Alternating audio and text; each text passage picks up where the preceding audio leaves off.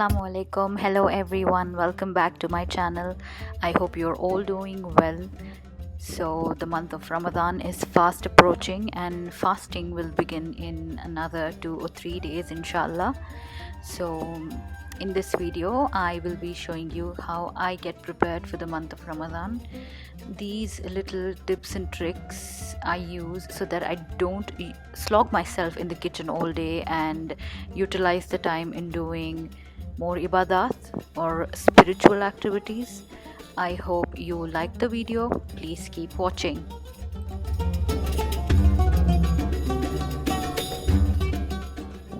So first up, I'm storing coconut. It's a very essential ingredient in South Indian cooking and we just cannot have enough of it. So I am putting the grated coconut in ice cube trays and I'll be freezing it. Earlier I used to freeze the entire box of coconut and remove it and thaw it for about an hour or so. It really used to take a long time to thaw. Then one of my aunts suggested me this idea so that it's easier to thaw the coconut. I think it's a brilliant idea. This aunt of mine has herself been an expat for around 20 years, so she knows the pain. Azra Mami, if you are watching, thank you for this tip. So I took this tray out after about 2 hours from the freezer. I'm going to be removing these coconut cubes and storing them into a food bag.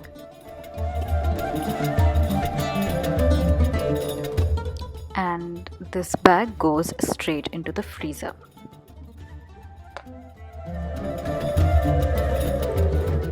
Next up we have ginger garlic paste, another very essential ingredient. So I've peeled the ginger here and also washed it and I've pat dried it. I've peeled the garlic cloves as well, washed them, and now I'm making sure they're all dry. So my mother always used to store ginger and garlic together, so I do it her way. My mother-in-law too stores it the same way, so that's what I'm doing. The measurement is 3 handfuls of garlic cloves to 3 handfuls of chopped ginger. This measurement was given to me by my mother. My mom also adds few onions, but I don't. I just keep it simple with ginger and garlic. Here I am chopping the large garlic pods because it's easier to grind that way.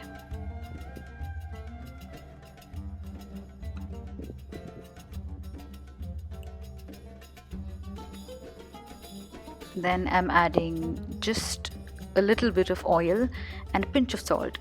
This helps to make a nice smooth paste. Now I'm transferring the paste into a dried glass jar. So there shouldn't be any moisture in the glass jar. That is how the paste is going to last longer. So the paste is ready and this will last up to 2 weeks.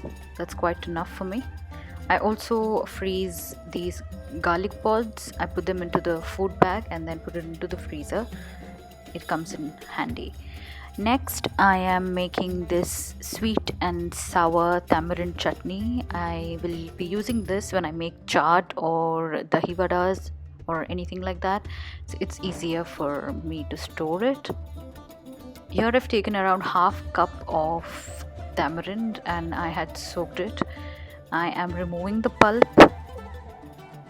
So I'm making sure I get every bit of the pulp. So I've put the pulp on heat.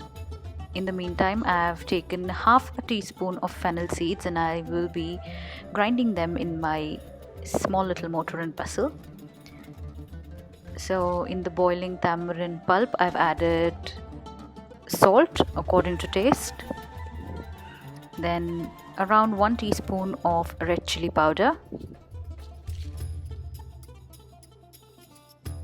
Then 1 teaspoon of cumin powder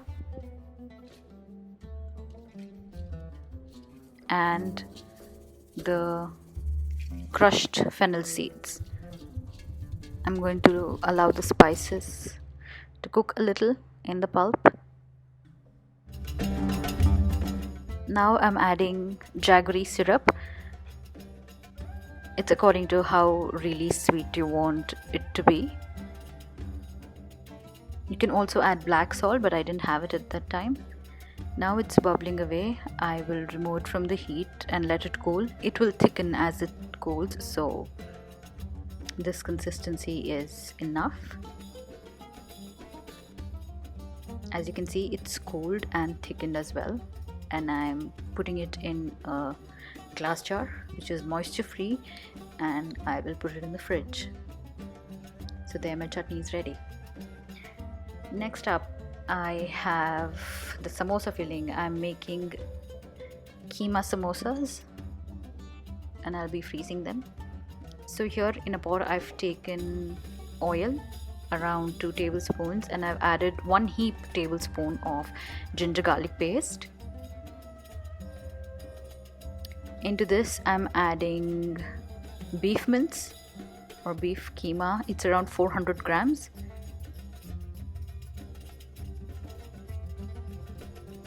So I'm going to saute the mince nicely with the ginger garlic paste. Add water and let it cook.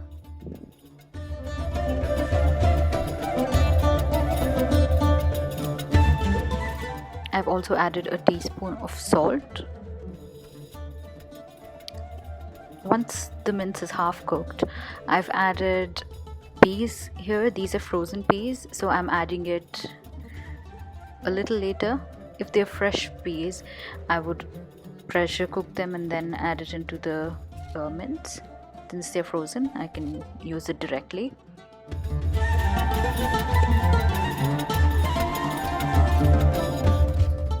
So I've added a few spices next.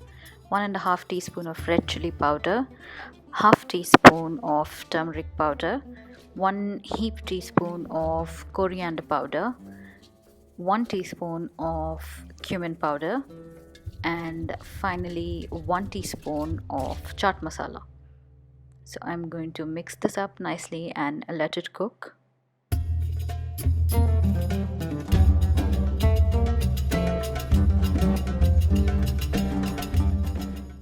So now I'm going to be adding finely chopped onions and finely chopped coriander leaves, fresh coriander that is. So I'm going to be cooking it on high flame until the water is completely dried. The reason for adding onions at the end is I want to feel the onions.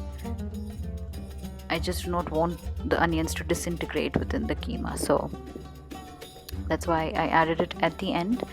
So I will allow this to cook until the water evaporates. You can see there's still a little bit of water in there.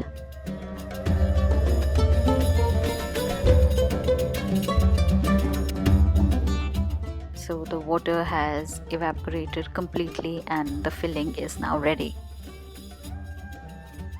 So next up, I am going to be making the filling for the spring rolls.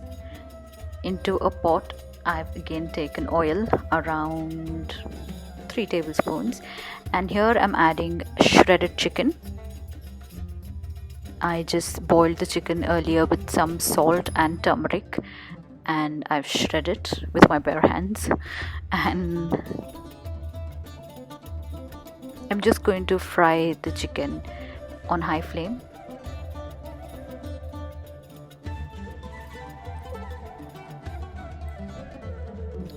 Into this I'm adding julienne carrots,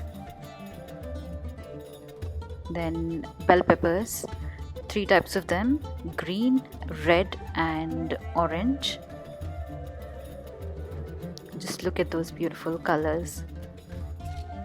You can, if you wish, add cabbage and spring onions and other veggies, but I like to keep it simple. I like the bell pepper flavor to be profound in this dish, so that's why I'm just adding the peppers and carrots. I do not really like the taste of cabbage with the chicken. I added a pinch of salt. You'll have to constantly stir it on high flame. If not, the bell peppers release water and make the filling soggy.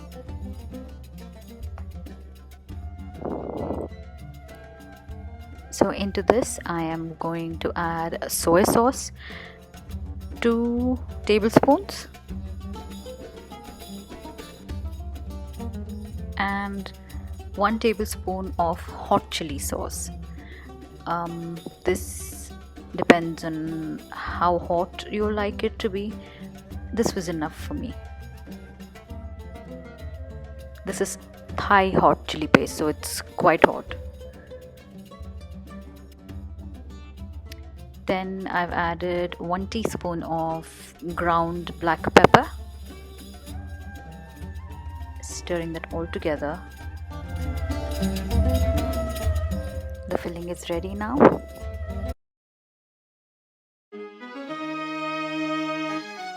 This is actually a very time consuming process, so it is better to make and freeze them beforehand.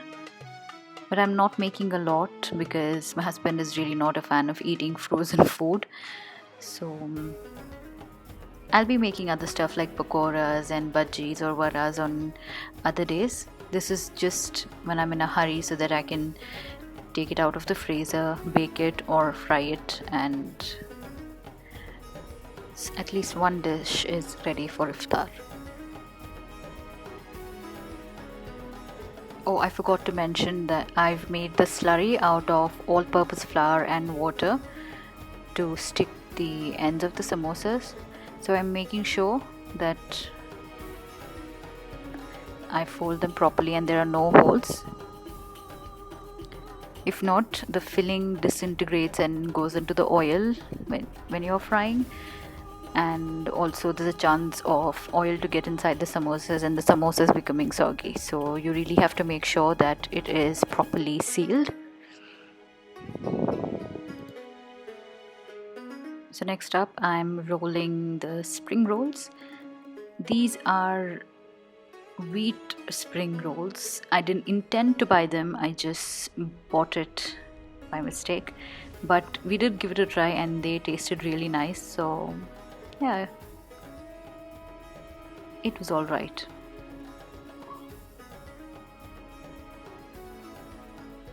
So the first 2 rolls or samosas are always the difficult because I'm doing it after almost a year, but then you get the hang of it. So I'm using the same slurry that I had made for the samosas to bind the roll as well. We could not resist and we tasted a few samosas and the rolls as well.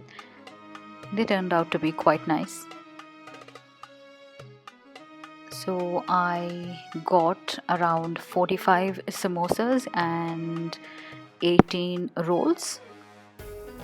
That's quite enough for now, I'll see later. Now I'm going to store them in this box. I've used baking paper here, parchment paper. I'm going to be lining it inside the box, place the samosas, and then put it in the freezer.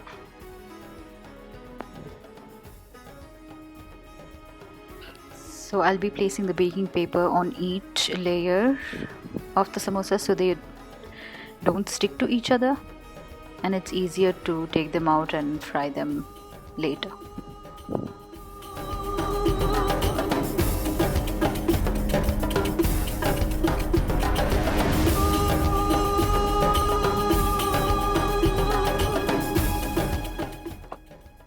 I'm doing the same thing with the spring rolls as well.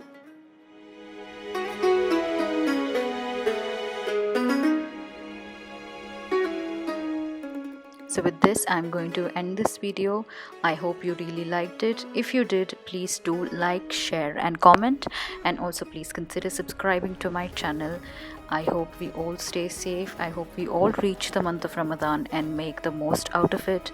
Until next time, stay home, stay safe. Allah Hafiz.